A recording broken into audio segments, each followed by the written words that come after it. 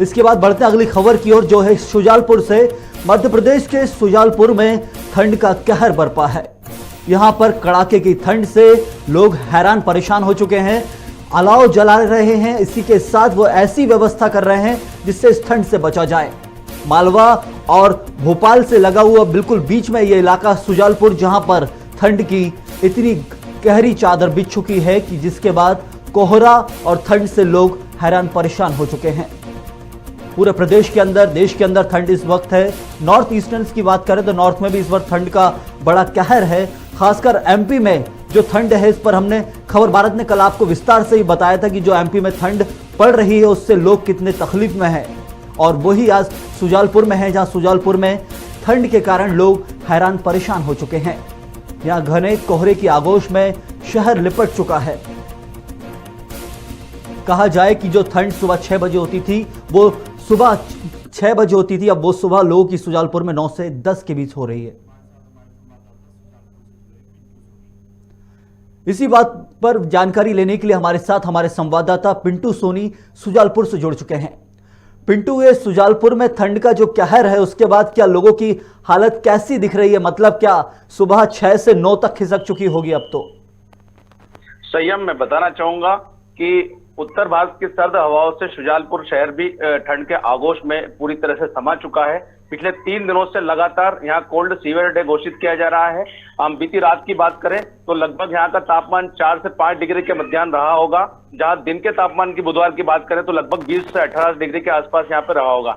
वर्तमान स्थिति को देखा जाए तो काफी कोल्ड डे, मतलब काफी ठंड इस क्षेत्र में ठंड अपना कहर बरपा रही है।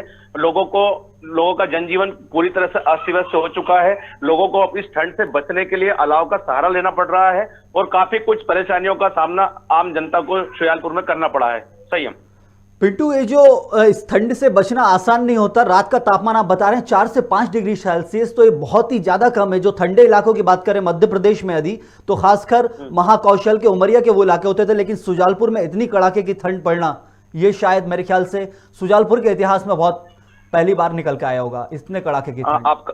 आपका बोलना बिल्कुल सही है संयम। या पहले मतलब जो यहाँ के पुराने लोग हैं उनके अनुसार अगर हम बात करें तो काफी समय बाद इतनी तेजी की ठंड शुजालपुर में इस दौरान आई है। जैसा कि हम जान ही रहे हैं कि मौसम विभाग ने भी अगले 3-4 दिनों में यहाँ पर बारिश की चेतावनी दी है। और अगर मौसम विभाग की चेतावनी को हम मद्देनजर रखें तो देखा जाए तो आने वाले समय में ठंड और भी न्यूनतम तापमान पर जा सकती है। संयम, इसी के साथ क्या ये भी कयास लगाए जा रहे हैं कि जो प्रशासन व्यवस्था करती थी अलाव की, वो उपलब्ध हो पा रही है? लोग अपने आप ही व्यवस्था खुद अपनी मिला रहे हैं। जैसा कि आप देख ही रहे हैं कि पिछले 2 साल से कोरोना काल में प्रशासनिक नगर निकाय दूसरी अन्य व्यवस्था में जुटा हुआ था, परंतु प्रतिवर्ष बढ़ती ठंड को देखते हुए प्रशासन अलग अलग जगहों पर टाल और अलाव जलाने की लकड़ी की व्यवस्था करता था।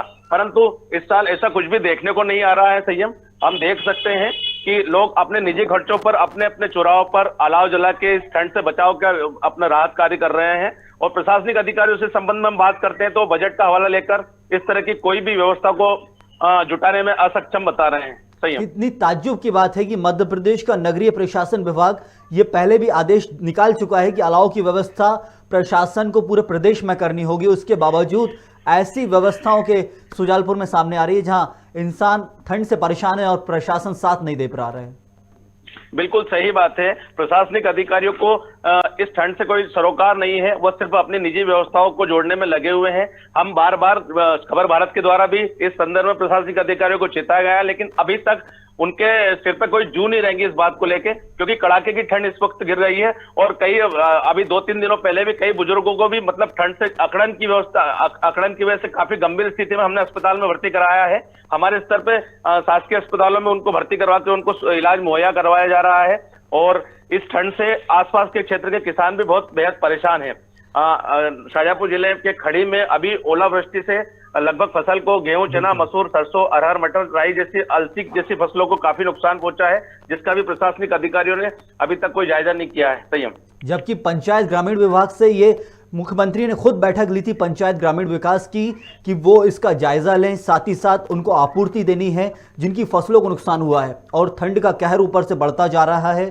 नगरीय प्रशासन विभाग की भी बात की तो नगर पालिका सुन नहीं रहा है। यदि उनको अलाव की व्यवस्था नहीं दे पा रहे हैं। तो इस कारण यदि प्रदेश में या सुजालपुर के अंदर जो आप बता रहे हैं कि बुजुर्ग लोग परेशान, यदि किसी की मृत्यु हो जाती है, भगवान ना चाहे, तो फिर इसका जिम्मेदार तो प्रशासन ही होगा। बिल्कुल सही है, इसका पूरी तरह से जिम्मेदार प्रशासन होगा। वर्तमान में नगर निकाय की जो अलाव न जलाने वाली व्यवस्थाओं के लिए कि शहर में आम चर्चा का विषय बना हुआ है, क्योंकि हर वर्ष नगरपालिका इस तरह की व्यवस्थाएं जुटाने में मतलब अपने आप को प्रेषित करती थी, लेकिन इस साल जो व्यवस्थाएं देखी जा रही है वह कहीं ना कहीं नगर निकाय की नामोशी का शिकार हो रही है। सही है, कड़ाके की ठंड का कहर सुजालपुर में है, लेकिन उसके बावजूद अभी तक प्रशासन अलाव की व्यवस्था नहीं कर पा रहा है। लोग अपने अपने इंतजाम कर रहे हैं। गर्मी से बचना आसान है पिंटू, लेकिन ठंडी से बचने के लिए ना घर में जा सकते हैं ना खुली हवा में आ सकते हैं, क्योंकि ठंड से बचना बहुत मुश्किल होता है। गर्मी से तो हर कोई बच सकता है। बरोबर।